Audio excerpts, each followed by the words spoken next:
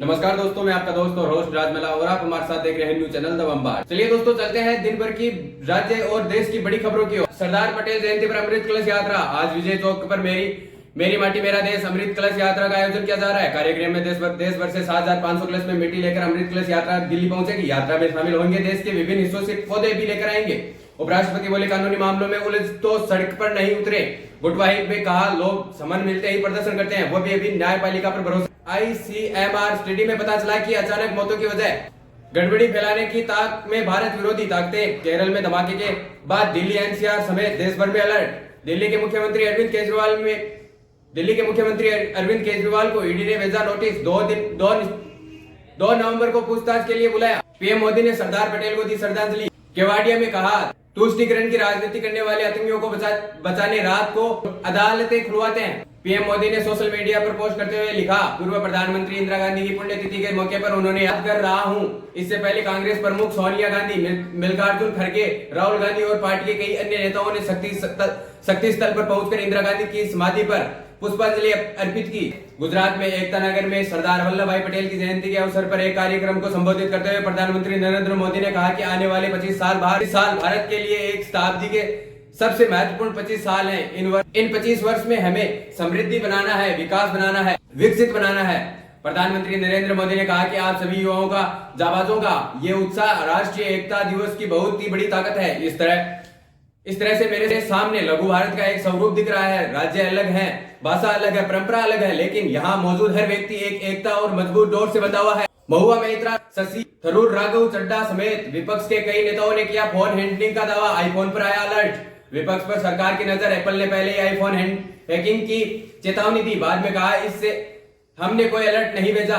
Apple iPhone hacking मामले में केंद्रीय मंत्री अश्विनी वैष्णव बोले, जांच के दिए आदेश। 150 देशों में किया गया है अलर्ट। जासूसी के आरोप पर बोली बीजेपी, दिक्कत है तो FIR क्यों दर्ज नहीं करा देते? जब मुद्दे नहीं होते हैं तो जासूसी के आरोप लगाते हैं।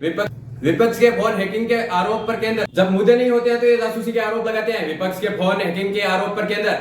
वहीं एक और खबर आती है, विपक्ष के नेताओं के हैकिंग के दावों पर राहुल गांधी बोले, सरकार अदानी नंबर 1, मोदी नंबर 2। कुछ जिलों में हिंसा और आगजनी के एक दिन बाद महाराणा पुलिस राज्य भर में अलर्ट मोड पर चली गई। जबकि मुख्यमंत्री एकनाथ शिंदे ने सिबाबा संगठन के नेता मनोज गार्गे पाटिल से बात की, जो मराठा आरक्षण के लिए अनिश्चितकालीन भूख हड़ताल पर है।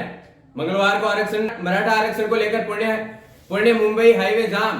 धाराशिव में ट्रेन रोकी। 8 जिलों में प्रदर्शन जारी है। सरकार ने कल सर्वदलीय बैठक बुलाई है।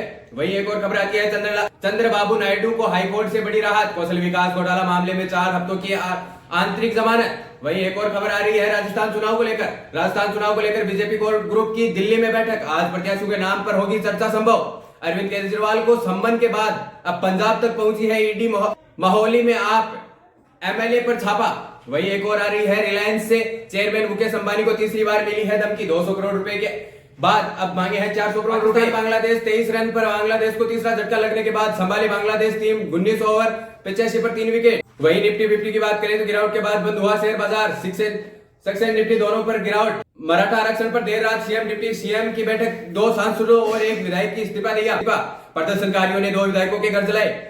वही एक और आ रही है, मराठा आरक्षण को लेकर मराठा आरक्षण के समर्थन में एकनाथ शिंदे गुट के 2 सांसदों का इस्तीफा। हेमंत पाटिल संग हेमंत गोडसे का राजीनामा। मुझे डर लगता है प्रियंका राहुल जब आते हैं कुछ ही कह जाते हैं। वसुंधरा राजे ने कहा, जरूरी नहीं है कि उस पर अडिग रहे। किसानों का कर्जा आज भी माफ नहीं हुआ।